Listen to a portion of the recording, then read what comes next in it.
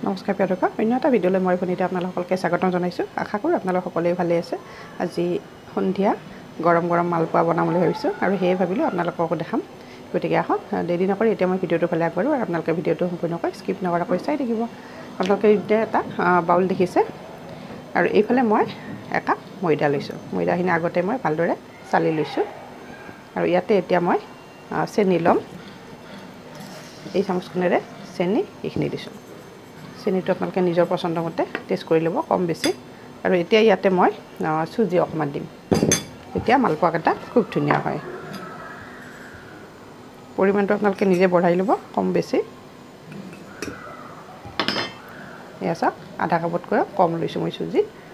আৰু ইয়াতে এতিয়া মই অকণমান নিমখ দিম, যিহেতু মিঠা বস্তু হয়, অকণমান নিমখ দিলেহে টেষ্টটো ভাল হয়। আৰু এতিয়া এইখিনি ভালদৰে মিক্স কৰি দিছোঁ। আৰু সন্ধিয়া যিমানেই গৰম নহওক কিয়, গৰম গৰম মালপোৱা খোৱাৰ মজাই বেলেগ নহয় জানো, একাপ গৰম চাহৰ লগত। আৰু এতিয়া মই কুমহীয়া গৰম পানীটো লৈছোঁ, যিহেতু চুজি এড কৰিছোঁ সেইকাৰণে। এয়া গ্লাছটোত কুমহীয়া গৰম পানী দিছোঁ, হাতেৰে চুব পৰাকৈ এনেকৈ অলপ অলপকৈ এনেকৈ ধুনীয়াকৈ পেষ্টটো বনাই ল'ম।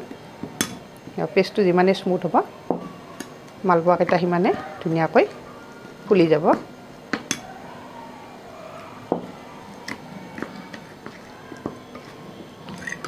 আৰু সন্ধিয়া একাপ চাহৰ লগত বা আবেলি একাপ চাহৰ লগত মালপোৱা খোৱাৰ মজাই বেলেগ।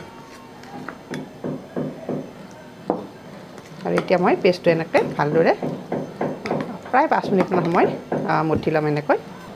আৰু চামুচখন মই চেঞ্জ কৰি লৈছোঁ। এতিয়া এইডালেৰে এনেকৈ মঠি দিব ভাল হয় আৰু পেষ্টটো এতিয়া খুব ধুনীয়া হয়।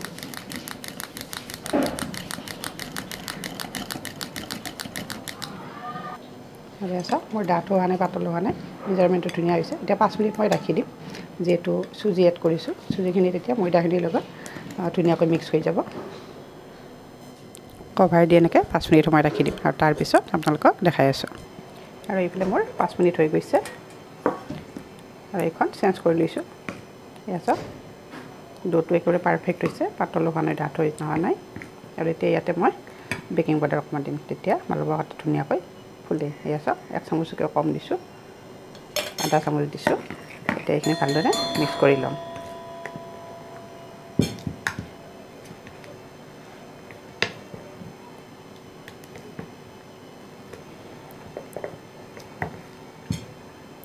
মিক্স কৰা হৈ গৈছে।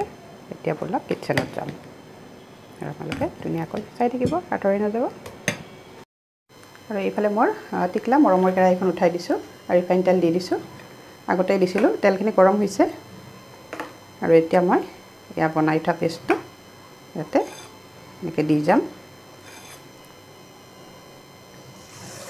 গেছৰ ফ্লেমটো মই একেবাৰে কমাই থৈছোঁ। আৰু এয়া চাওক, দিয়াৰ লগে লগে কিমান ধুনীয়াকৈ ফুলি গৈছে। এয়া চাওকচোন, কিমান ধুনীয়া হৈছে। এয়া চাওক, ফুলি গৈছে।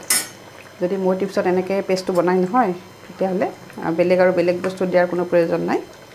কিমান ধুনীয়াকৈ ফুলিছে চাওকচোন। যিহেতু কেৰাহীখন সৰু, মই এটা এটাকৈ দি দিছোঁ। এয়া চাওক, কিমান ধুনীয়াকৈ ফুলি গৈছে। আৰু এয়া চাওক, মোৰ মালপোৱাটো হৈ গৈছে। এয়া চাওকচোন, কিমান ধুনীয়া হৈছে। এনেকৈ মই চেম প্ৰচেছত গোটেইখিনি বনাই ল'ম। গোটেইখিনি ভিডিঅ' দেখালে ভিডিঅ'টো বহুত দীঘল হয়। আৰু এয়া চাওকচোন, কিমান ধুনীয়া হৈছে। আৰু এইটো মই ইয়াতে ট্ৰান্সফাৰ দিছোঁ। এতিয়া মই আৰু এটা এনেকৈ দি দিম।